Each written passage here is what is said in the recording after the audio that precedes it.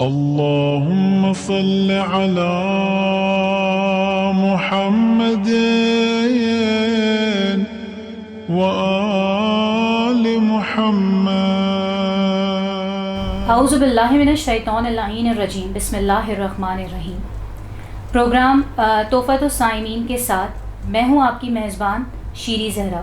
تمام سننے والوں کو اور دیکھنے والوں کو میری اور قائم ٹی وی کی جانب سے السلام علیکم ورحمۃ اللہ وبرکاتہ. وعلیکم السلام ورحمۃ اللہ. اس وقت ہمارے پروگرام میں موجود علامہ عون محمد نقوی، ان کو ہم خوش آمدید کہتے ہیں. السلام علیکم علامہ صاحب. وعلیکم السلام ورحمۃ اللہ وبرکاتہ. میں اور قائم کی ٹی وی آپ کی بے حد مشکور ہے کہ اتنی مصروفیات کے بعد بھی آپ نے ہمیں اپنا قیمتی وقت دیا. اللہ سلامت رکھے. یہ ہماری شرعی ذمہ داری ہے اور اخلاقی ذمہ داری ہے، کیونکہ ہمارا شعبہ ایسا ہے کہ ہمیں تبلیغ دین، ترویج دین کی اللہ کی طرف سے گویا توفیق دی گئی ہے اور سعادت ہے. اس لیے کہ مولا متقیان امیر المومنین علیہ السلام فرماتے ہیں کہ علم اگر کسی کو عطا ہوتا ہے اللہ کی جانب سے تو یہ اللہ کا تحفہ ہے، اور یہ ایسا تحفہ ہے کہ جو تقسیم کرنے والا ہے. اسی لیے مولا فرماتے ہیں کہ علم خرچ کرنے سے بڑھتا ہے. یعنی علم کو آپ خرچ کریں گے، خرچ کرنے کا مطلب کیا، کسی کو دیں گے اس میں اضافہ ہوگا جی. اور مال خرچ کرنے سے کم ہوتا ہے. یہی فرق ہے علم اور مال میں. تو میں شکر گزار ہوں قائم ٹی وی کا، آپ شیرین زہرا کا اور پس کیمرہ تمام احباب کا. علامہ صاحب، ہمارا پروگرام کیونکہ رمضان کے حوالے سے ہے تو میں چاہوں گی کہ کچھ روزوں کی عظمت کے بارے میں، اس کے ثواب کے بارے میں آپ سے سوالات جوابات کروں، اگر آپ کی اجازت ہے تو. بسم اللہ. علامہ صاحب، مجھے یہ سوال پوچھنا تھا کہ روزدار کی عظمت اور اس کا کیا ثواب ہے، اس کے بارے میں کچھ تفصیلی اگر آپ. ماشاءاللہ بہت اچھا سوال ہے. ویسے تو ابتدائے رمضان میں اس متعلق کافی کچھ گفتگو ہو چکی ہے، لیکن ان تمام موارد سے ہٹ کر میں ایک گزارش کروں گا کہ روزہ اللہ تعالیٰ نے ہر مسلمان پر اور اللہ کے دین پر قائم لوگوں پر ایسے ہی فرض کیا ہے جیسے پہلی امتوں پر کیا تھا. لیکن یہ سرکار دو عالم صلی اللہ علیہ وآلہ وسلم کی رحمت ہے کہ اس امت پر اللہ نے روزے کو سختی کے طور پہ نافذ نہیں کیا. پہلی امتوں کے روزے بغیر سحری کے ہوتے تھے، یعنی 24 گھنٹے کے روزے، جی. اور بعض امتوں پر 52 دن کے روزے تھے، بعض پر 40 دن کے روزے تھے، بعض پر مختلف سخت روزے تھے. لیکن اس امت پر جیسا کہ اللہ تعالیٰ نے نماز جیسی عبادت کو سہل انداز سے گویا سر انجام دیا، اسی طرح سے روزوں کو بھی اللہ نے آسان رکھا. اور روزے کو وہ مال جو بندہ نہ چاہتے ہوئے بھی اپنی غذا بنا لے، جس کو نہیں پتہ کہ میں جو یہ کھا رہا ہوں، حالانکہ حکم ہے کہ جب دسترخوان پر بیٹھو تو اپنے حلق کی حفاظت کرو، لیکن جب کسی ایسے تقریب میں چلا گیا جہاں اسے نہیں پتہ تھا کہ یہ کھانا حلال کا ہے یا حرام کا ہے اور اس نے کھا لیا، تو معصوم فرماتے ہیں کہ روزہ اس کھانے سے بنے ہوئے جسم کے اعضاء کو گلا دیتا ہے. یعنی جب بھوکا رہتا ہے بندہ تو چربی وہ گل جاتی ہے جو اس نے نہ چاہتے ہوئے اس کے جسم میں حرام پہنچ گیا. چاہتا تو نہیں تھا، اگر چاہتا ہوتا تو پھر وہ ظاہر ہے کہ مسلمان نہیں ہوتا، اور مسلمان ہوتا تو بہت بڑا گناہ کبیرہ میں ملوث ہوتا. ایک تو سب سے بڑا فائدہ یہ ہے کہ اگر بندے کے جسم میں حرام مال چلا جائے کسی بھی وجہ سے تو روزہ اس کو گلا دیتا ہے، اس کو ختم کر دیتا ہے. دوسری اس میں ایک فضیلت روزے دار کی بھی اور روزہ کھلوانے والے کی بھی، کہ روزہ دار جو ہے جب کسی کا روزہ کھلواتا ہے، یعنی خود بھی روزے سے اور روزہ کھلوا رہا ہے، تو جو روزے سے ہے اس کو 2 روزوں کا ثواب ملے گا. ایک کھلوانے کا اتنا ہی ثواب جتنا روزہ رکھنے کا، اور ایک اس کو جس کو کھلوا رہا ہے اس کو بھی اتنا ہی ثواب مل رہا ہے جتنا روزہ کھلوانے والے کو مل رہا ہے. تو یہ ڈبل ثواب ہے. روزہ کھلوانے والے کے لیے 2 روزے ہیں اور جو روزہ کھول رہا ہے اس کے لیے گویا 1 روزہ ہے. اسی طرح سے حضور پاک صلی اللہ علیہ وآلہ وسلم فرماتے ہیں کہ جب کوئی روزہ رکھتا ہے تو گویا اللہ اس کو ایسا ثواب عطا کرتا ہے کہ جیسے ایک غلام کو آزاد کر دیا. اچھا، پہلے زمانے میں غلام آزاد کرنے کا مقصد یہ ہوتا تھا کہ آپ نے غلام خریدا بھاری پیسوں میں اور اس کو پھر آزاد کر دیا، تو اس کا کتنا ثواب ہے. اسی طرح سے سرکار فرماتے ہیں کہ جب کبھی کوئی افطار کرتے وقت پانی پیتا ہے، یعنی روزے دار کی فضیلت اور اس کا ثواب آپ نے پوچھا ہے، تو جب کوئی روزے دار پانی پیتا ہے تو اس پانی سے اللہ اس کے گناہوں کو دھو دیتا ہے. یعنی وہ پانی پی رہا ہے، پیٹ میں اس کے پانی جا رہا ہے اور گویا اس کے گناہ جو ہے وہ دھل رہے ہیں، جیسے پانی سے ہم کپڑے، میلے کپڑے یا نجس کپڑے دھوتے ہیں. اسی طرح سے مولا متقیان امیر المومنین علی بن ابی طالب علیہ السلام فرماتے ہیں کہ جب کوئی چاند دیکھتا ہے اور چاند دیکھ کے روزے کی نیت کر لیتا ہے تو اللہ تعالیٰ اس کے اوپر نگاہ رحمت کرتا ہے، اس کے اوپر اللہ کی نگاہ ہوتی ہے رحمت کی. اسی طرح سے امام جعفر صادق علیہ السلام فرماتے ہیں کہ اللہ اسے خوشخبری دیتا ہے آتش جہنم سے نجات کی جو روزہ رکھتا ہے. اسی طرح سے حضور پاک صلی اللہ علیہ وآلہ وسلم کا فرمان ہے، ہماری ایک کتاب ہے عرفان روزہ کے نام سے، اس میں ہم نے یہ حدیث درج کی ہے کہ سرکار فرماتے ہیں کہ جنت بہشت 4 قسم کے لوگوں کی مشتاق رہتی ہے. یعنی جنت خواہش کرتی ہے کہ اس 4 مزاج کے لوگ، 4 قسم کے لوگ آئیں تو میں خوش ہوں. جنت مشتاق ہوتی ہے. ان میں سب سے پہلا وہ ہے جو بھوکوں کو کھانا کھلائے، یعنی کھانا کھلانے والا بندہ جو ہے وہ ایسا ہے کہ جنت اس کی مشتاق ہے. دوسرے فرماتے ہیں کہ وہ شخص جو کسی کے ساتھ بد زبانی نہ کرے، بد اخلاقی نہ کرے، بد گوئی نہ کرے، جنت اس کی مشتاق ہوتی ہے. اسی لیے کہتے ہیں کہ اپنی زبان کی حفاظت کرو. وہ ایک فرمان ہے امام جعفر صادق علیہ السلام کا کہ جب نماز میں کھڑے ہو تو دل کی حفاظت کرو، جب دسترخوان پہ بیٹھو تو حلق کی حفاظت کرو، جب محفل میں بیٹھو تو زبان کی حفاظت کرو، وہی بدگوئی نہ کرو، جب گھر سے باہر نکلو تو آنکھوں کی حفاظت کرو، جب آپ گویا نماز میں کھڑے ہو رہے ہو تو اپنے دل کو اللہ کی طرف راغب رکھو. تو پہلی چیز ہے جنت جس کی مشتاق ہے وہ ہے بھوکوں کو کھانا کھلانا. دوسرا ہے بدگوئی نہ کرنے والا. تیسرا ہے قرآن مجید کی تلاوت کرنے والا، یعنی جو قرآن مجید کی روزانہ تلاوت کرتا ہے وہ جنت اس کی مشتاق ہوتی ہے. اور چوتھا ہے جو ماہ صیام میں روزے رکھتا ہو، اس کے لیے جنت مشتاق رہتی ہے. اسی طرح سے سرکار دو عالم صلی اللہ علیہ وآلہ وسلم کا فرمان مبارک ہے کہ میں وصیت کرتا ہوں، اے علی، مولا علی علیہ السلام کو وصیت فرمائی کہ مومنین کو 3 قسم کی خوشخبری دے دیں.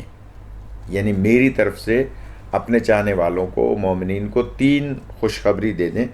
ایک یہ کہ کسی برادر مومن کو صرف دیکھنا، یعنی اگر آپ کسی برادر مومن کو دیکھ رہے ہیں اور محبت سے دیکھ رہے ہیں، اخلاق سے دیکھ رہے ہیں، اس لحاظ سے دیکھ رہے ہیں کہ یہ مومن بھائی ہے، علی ولی اللہ پڑھنے والا ہے، اس کی میں زیارت کروں، تو نبی پاک فرماتے ہیں کہ اس کو 3 بشارتیں دو اے علی. کس چیز کی؟ جنت کی. جو برادر مومن کو دیکھے. دوسرے جو برادر مومن کو روزہ افطار کرائے. تیسرے وہ جو نماز شب پڑھے، یعنی رات کی نماز پڑھے، جو شب کی آدھی رات کے بعد کی جسے تہجد کی نماز کہا جاتا ہے، وہ پڑھے تو گویا اس کو خوشخبری دے دو اور جنت کی بشارت دے دو. تو ان میں ہر جگہ آپ دیکھیے روزے داروں کو ایک علیحدہ اللہ کی طرف سے جو ہے وہ مقام دیا جا رہا ہے اور ایک فضیلت دی جا رہی ہے کہ روزہ دار جو ہے وہ ہے کہ جس کی جنت بھی مشتاق ہے، دوزخ سے نجات کا اور آزادی کا پروانہ بھی مل رہا ہے، اور روزے سے انسان کے گناہ بھی دھل رہے ہیں اور خراب جسم بھی گل رہا ہے. ایک بات اور عرض کر دوں، روزے دار کو روزہ رکھنے کے بعد سونا ضرور چاہیے، چاہے تھوڑی دیر کے لیے سوئے. امام موسی کاظم علیہ السلام کا فرمان ہے کہ جو بندہ روزہ رکھ کے تھوڑی دیر کے لیے بھی سو جائے دن میں، اللہ تعالیٰ اس وقت جب وہ سو رہا ہے اپنے دسترخوان سے اس کو کھانا کھلا رہا ہوتا ہے. یعنی جو روزہ رکھ کے سو رہا ہے وہ اللہ کے دسترخوان سے کھانا کھا رہا ہے. تو اس کا مطلب کیا ہوا کہ روزے دار کو اللہ کھانا کھلائے اپنے دسترخوان سے، اس سے بڑی فضیلت کیا ہوگی. علامہ صاحب ایک وقفے کا وقت ہو گیا ہے، ماشاءاللہ. تو اب ہم چلتے ہیں ایک وقفے کی جانب، اس کے بعد دوبارہ حاضر ہوں گے. اللهم صل على محمد وآل محمد. اللهم صل على محمد وآل محمد. وقفے کے بعد ہم پھر حاضر ہو گئے ہیں. پھر ہم اپنے پروگرام میں علامہ عون محمد نقوی کو خوش آمدید کہتے ہیں. ماشاءاللہ. علامہ صاحب، کیونکہ یہ روزے کے حوالے سے ہمارا سیگمنٹ چل رہا ہے تو اس حوالے سے آپ سے سوالات کا سلسلہ جاری ہے. تو ایک اور سوال میں پوچھنا چاہوں گی اگر آپ کی اجازت ہو تو. بسم اللہ. بسم اللہ. روزہ نہ رکھنے کا عذاب دنیا اور آخرت میں کیا ہے؟ بہت سخت اور بہت اہم سوال ہے. جی. اس لیے کہ ہمارے یہاں خاص طور پہ فقہ جعفریہ میں بہت زیادہ ہم لوگ دیگر عبادات کی طرف زور دیتے رہے ہیں. جی. یعنی ہمارے مسلک میں جو بہت ساری عبادات ہیں، ہم ان عبادات کی طرف جن میں مستحبات زیادہ ہیں ہم ان کی طرف زیادہ زور دیتے رہیں. لیکن جو واجب عبادتیں ہیں، اگر ہم 60-70 سال پیچھے چلے جائیں تو انڈیا پاکستان میں بہت ساری چیزوں کا ہمارے یہاں رواج نہیں تھا، اویرنیس نہیں تھی، معلومات نہیں تھی، لوگوں کو پتہ نہیں تھا. میں ایک دو مثالیں دوں، کوئی ناراض نہ ہو تو، کہ ہمارے یہاں داڑھی رکھنے کا رواج نہیں تھا. یعنی لوگ بہت کم شیعہ جو ہے وہ داڑھی رکھا کرتے تھے. تقلید کا پتہ نہیں تھا کہ تقلید بھی کوئی مطلب ایک واجبات میں ہے. پتہ تھا لیکن مطلب بہت زیادہ پتہ نہیں تھا. اسی طرح سے لوگوں کو یہ نہیں پتہ تھا کہ نماز کے ساتھ ساتھ روزہ جو ہے وہ بہت زیادہ اہمیت کا حامل ہے. بلکہ بہت سارے لوگ جو ہے وہ مسجدوں کی طرف نہیں آتے تھے. تو اس میں اگر میں یہ بات کہوں تو بیجا نہ ہوگی کہ انقلاب اسلامی کا بہت بڑا ہاتھ ہے کہ جب دنیا میں یہ انقلاب وقوع پذیر ہوا تو لوگوں کو پتہ چلا کہ بھئی شیعہ بھی کوئی مذہب ہے، شیعہ بھی کوئی جو ہے وہ ایک اسکول آف تھاٹ ہے. اور خواص کو پتہ تھا، یعنی عوام، اگر آپ برطانیہ، امریکہ، کینیڈا اور ان ممالک میں جو عام لوگ ہیں، عام انگریز ہیں، عام یہودی عیسائی ہیں، انہیں جب یہ انقلاب آیا تو پتہ چلا کہ بھئی یہ بھی کوئی مسلک ہے. تو ہمارے یہاں پھر تقلید کو بھی جو ہے وہ آہستہ آہستہ لوگوں کو اویرنیس دی گئی. داڑھی رکھنے کے بھی کہا گیا کہ بھئی یہ واجبات میں ہیں. اہل سنت کے ہاں یہ سنت ہے اور فقہ جعفریہ میں واجب ہے، فرض ہے. اسی طرح سے نماز اور روزے کی اہمیت بڑھی، تقلید کی اہمیت بڑھی، مجتہدین کا احترام بڑھا. اور آج بحمدللہ دنیا میں مسلک اہل بیت نمایاں مسلک ہے. اور آج ہمیں اس بات پر فخر ہے کہ انقلاب اسلامی کے بعد دنیا کے لوگ جو منصف مزاج ہیں، جن کے پاس گویا کہہ لیجئے کہ مسلکی تعصب نہیں ہے یا مثلا غیر مسلم ہیں، وہ یہ کہنے پر آمادہ ہیں، کہتے ہیں کہ اگر مسلمانوں میں کوئی عمل کرنے والا، اگر کوئی پرفیکٹ مسلک ہے تو وہ جعفری مسلک ہے، وہ شیعہ اثنا عشری ہیں.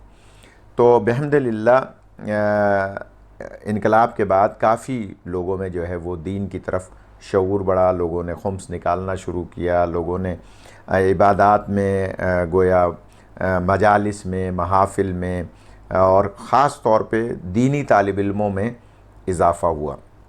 آج پوری دنیا میں آپ دیکھیے، کبھی کوئی امامہ ٹی وی پہ نظر آ جاتا تھا، پی ٹی وی پہ کسی زمانے میں، تو لوگ بڑے شوق سے دیکھتے تھے کہ بھئی یہ شیعہ عالم آیا ہوا ہے. لیکن آج آپ دیکھیے کہ ہر چینل پر، ہر گویا فورم پر شیعہ علماء جو ہیں وہ موجود ہیں اور اپنے مسلک، اپنے دین اور اپنے اسکول آف تھاٹ کی بات کر رہے ہیں اور لوگوں کو بتا رہے ہیں. پہلے زمانے میں لوگوں کے تعزیہ دیکھنے سے نکاح ٹوٹ جاتے تھے، علم دیکھنے سے نکاح ٹوٹ جاتے تھے. آج ہر چینل پہ علم بھی دیکھ رہے ہیں، تعزیہ بھی دیکھ رہے ہیں، شیعہ علماء کو بھی دیکھ رہے ہیں اور کوئی نکاح وکاح نہیں ٹوٹ رہے. اس لیے نہیں ٹوٹ رہے کہ نکاح پہلے بھی نہیں ٹوٹتے تھے، صرف وہ اپنی قوم کو گویا بیوقوف بناتے تھے اور اپنی قوم کو جو ہے وہ گویا گمراہ کرتے تھے. تو میں نے اتنی لمبی تمہید اس لیے باندھی کہ اب ماشاءاللہ روزے داروں میں بہت زیادہ اضافہ ہے.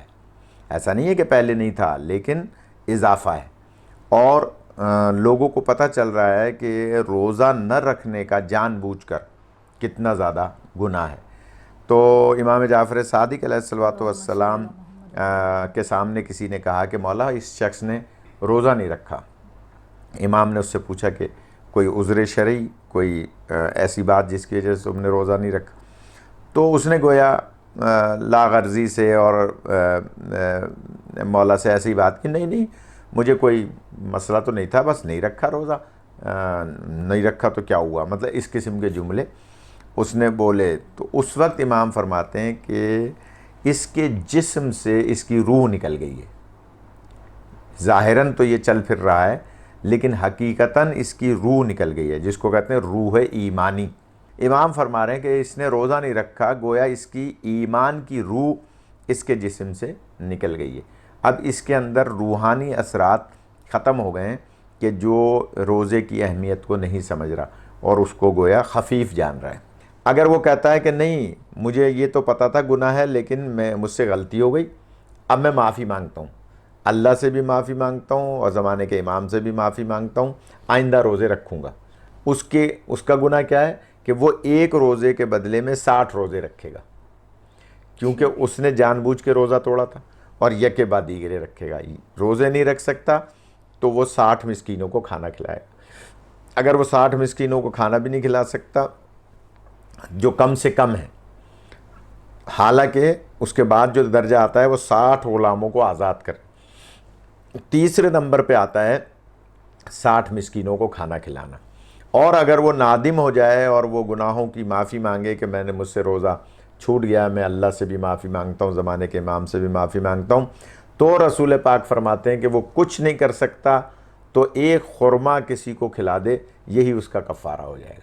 علامہ صاحب میں ایک اور آپ سے سوال پوچھنا چاہوں گی کہ جیسے آج کل یہ کرونا وائرس چل رہا ہے تو اس پہ میں نے یہ کافی یوٹیوب وغیرہ پہ دیکھا ہے کہ کچھ علماء، ہمارے علماء میں سے ہے کہ روزہ نہیں رکھنا چاہیے، یا یہ کس شرط پر ممکن ہے؟ دیکھیے اس کے لیے باقاعدہ آغائے سیستانی جی خدا ان کی حفاظت فرمائے، ان کا فتویٰ آ گیا ہے، اور صرف انہی کا نہیں بلکہ تمام مراجع اعظام کا فتویٰ آ گیا ہے. اور وہ یہ کہ اگر آپ کسی ایسے علاقے میں رہ رہے ہیں کہ جہاں پر کرونا وائرس بہت زیادہ ہے اور آپ اس میں گویا متاثر ہو سکتے ہیں، اس کا امکان آپ کے وہاں کا ماحول، وہاں کے ڈاکٹرز، وہاں کی انتظامیہ، وہاں کی، جیسے مثال کے طور پہ کوئی آئسولیشن میں ہے، اس کو کرونا ہے نہیں لیکن وہ ایسی جگہ پر ہے کہ جہاں پر اور کرونا والے لوگ موجود ہیں، تو اور ڈاکٹر یہ کہتا ہے کہ اگر آپ نے روزہ رکھا تو آپ کو یہ وائرس جلدی لگ جائے گا، تو وہ روزہ نہیں رکھے گا، وہ فدیہ دے گا، بعد میں روزہ رکھے گا صحت کر کے. اسی طرح سے جو متاثر ہو گئے ہیں خود اس میں گویا وہ اس وبا میں اس وائرس کا شکار ہو گئے تو وہ تو بالکل نہیں رکھیں گے، ان کے لیے تو اجازت ہے. وہ ایسے ہی بیمار ہیں جیسے عام بیمار ہوتا ہے، تو وہ بعد میں اس کا بدلہ روزہ رکھیں گے اور ایک فدیہ دیں گے، ایک کفارہ دیں گے. کیونکہ فروعات دین میں شامل ہے روزہ، اور فروعات دین میں تقلید واجب ہے. اصول دین میں تقلید حرام ہے. یعنی اگر کوئی یہ کہے کہ میں توحید، عدل، نبوت، امامت، قیامت میں تقلید کروں گا، حرام ہے. کیوں حرام ہے؟ اس لیے کہ اس میں تبدیلی نہیں ہے. توحید میں کوئی تبدیلی نہیں ہے، اللہ کی عدالت میں کوئی تبدیلی نہیں ہے، نبوت میں 1,24,000 کوئی تبدیلی نہیں ہے، قیامت میں کوئی تبدیلی نہیں ہے، امامت میں کوئی تبدیلی نہیں ہے، 12 امام ہیں، 14 معصوم ہیں۔ اس لحاظ سے تقلید وہاں کی جائے گی، اجتہاد وہاں ہوگا جہاں پر تبدیلی واقع ہو۔ اب یہ تبدیلی آئی نا کرونا کی وجہ سے، بعض لوگ جو متاثر ہیں وہ روزہ نہیں رکھ رہے، تو یہ کون بتائے گا؟